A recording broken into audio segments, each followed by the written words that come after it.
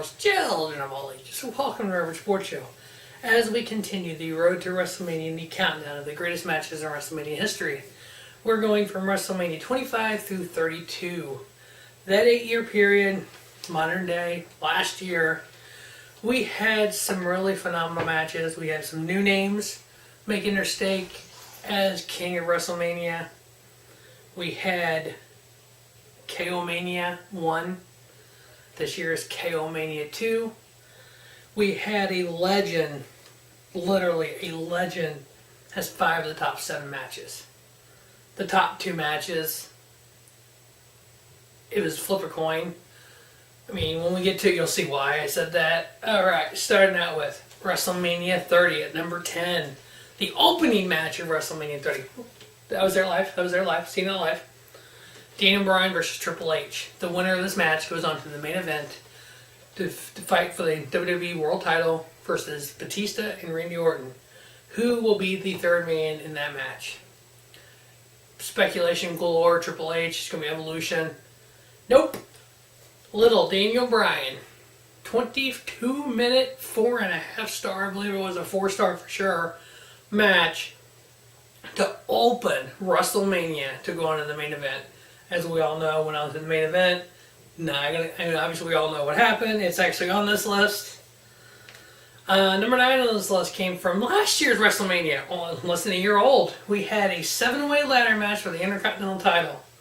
We had Kevin Owens, KO Mania 1, put his Intercontinental title on the line versus The Miz, Sin Cara, Zack Ryder, woo woo woo, Kevin Owens' best friend, Sami Zayn, or biggest rival, however you want to look at it, Dolph Ziggler, and Stardust. 7 very unique, very talented wrestlers. Somehow, don't know why the frick WWE did this, Zack Ryder came out on top and lost it the next night on Raw to The Miz. Why not just have The Miz win here? Why not have Sami Zayn win? It's just sad to see that a year later we have Kevin Owens in KO Mania 2 fighting for the United States title this time, but during that year he had a Universal title run. Why oh why? Whatever. Number 8 on the list comes from WrestleMania 31, the Intercontinental title line.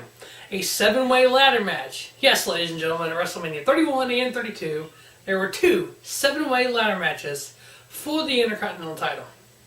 This one had Bad News Barrett, Wade Barrett as champion going in, versus R-Truth, versus Dean Ambrose, or Gene Ambrose, versus Daniel Bryan, versus Dolph Ziggler, Stardust, and Luke Harper.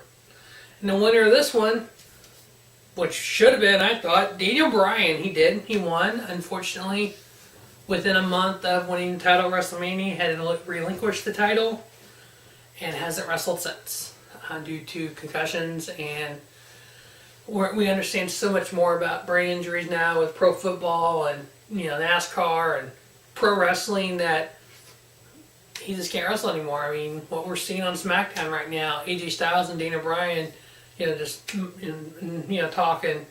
Holy shit! I would love to see that match in WWE. I don't think we ever will.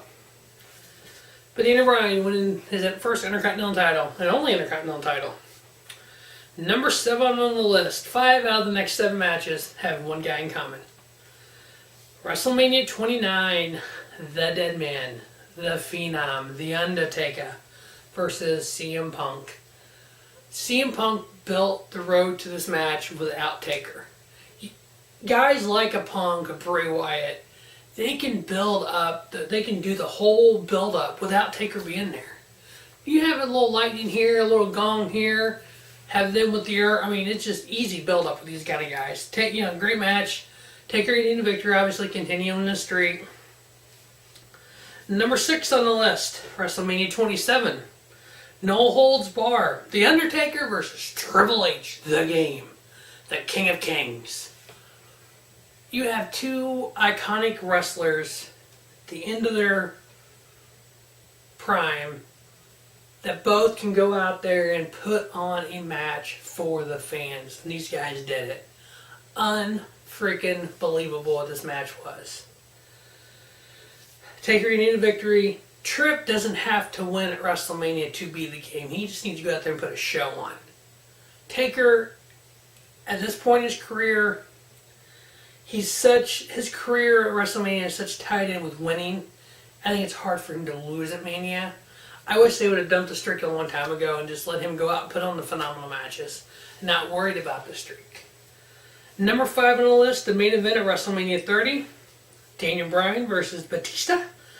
Blue Batista, Dave, versus the Viper, the legend killer Randy Orton for the WWE World title. Daniel Bryan, as we all know, winning the world title. A few months later, happened to relinquish it due to injury. A 2-year run in Daniel Bryan's career that was sad, if you're a big Daniel Bryan fan, which I am. Number 4 on the list, WrestleMania 31, main event, WWE World title. We had Brock Lesnar versus Roman Reigns, which is the Roman main event for WrestleMania 34. Yeah, ladies and gentlemen, 13 months away from WrestleMania 34. There's already rumors about the main event. The plan is to build it a year in advance. And it'll be for the Universal title. Does that mean Lesnar loses it or wins it at Mania? Holds it for a freaking year? Part-time freaking wrestler holding the title for a year? Why not? It's WWE and Vince is in charge. Put Tripp in charge, that shit wouldn't happen. Tripp got his freaking title. Kevin Owens, Samoa Joe.